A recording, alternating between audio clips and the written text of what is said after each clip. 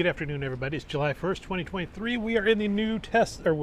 We're in the Old Testament, book of Deuteronomy. We're going to read chapter 32, verse 48 to 33:29 today.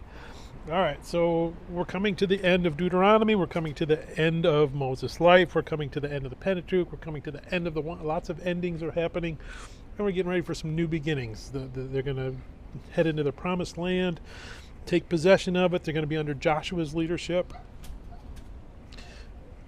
We're just wrapping up a few things. Now we talked about blessings and cursings that Moses gave them, and then he went back through the curses again. He went back through the blessings again. He's going to end. He just sang that song about the curses and letting them know, hey, when you walk, your guys are going to walk away, and when you walk away, God's going to turn his back on you. And the only way God is going to turn to face you is when you repent and turn to go back to him. And he's going to end with blessings. So that's God's plan. Blessings is God's plan. We are the ones that keep disobeying him. We're the ones that keep walking away. But God is right there waiting for us to come back. That's basically the story of the Bible.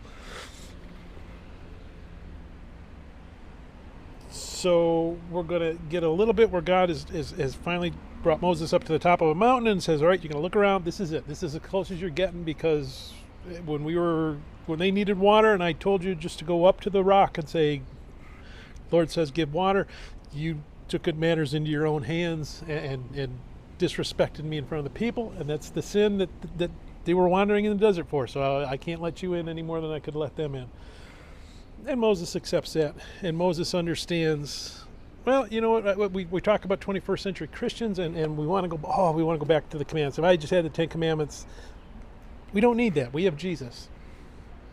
Christ and Christ crucified. That's sufficient for us. We don't need the law. Moses had the law. Moses knew the law better than anybody else. He dies on a mountain. He doesn't get to go into the promised land. The law does not save you.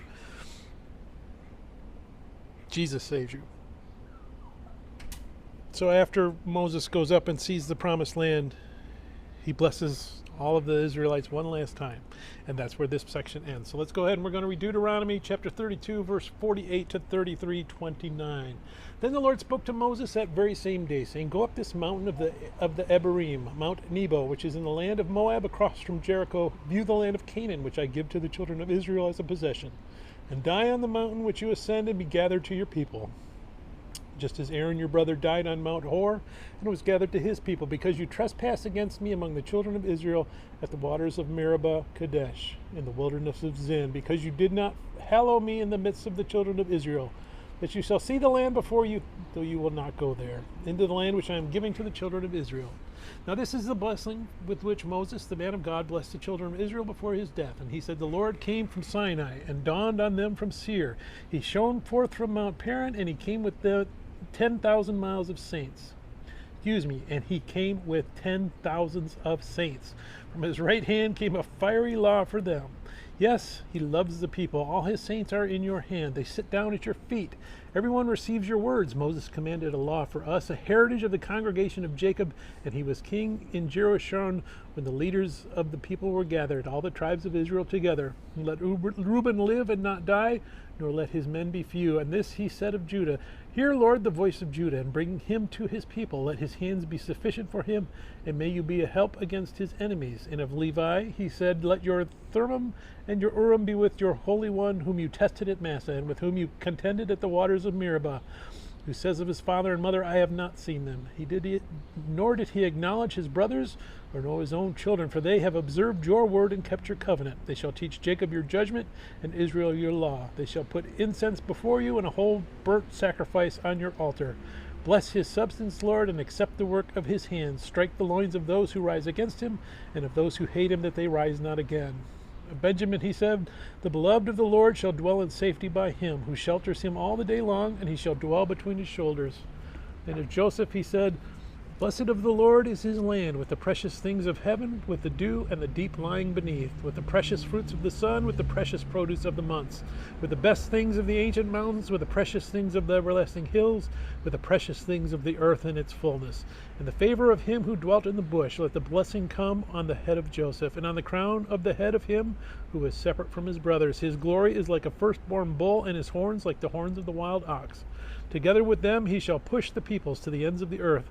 They are the 10,000s of Ephraim, they are the thousands of Manasseh. And of Zebulun he said, Rejoice, Zebulun, in your going out, and Issachar in your tents. They shall call the peoples to the mountain.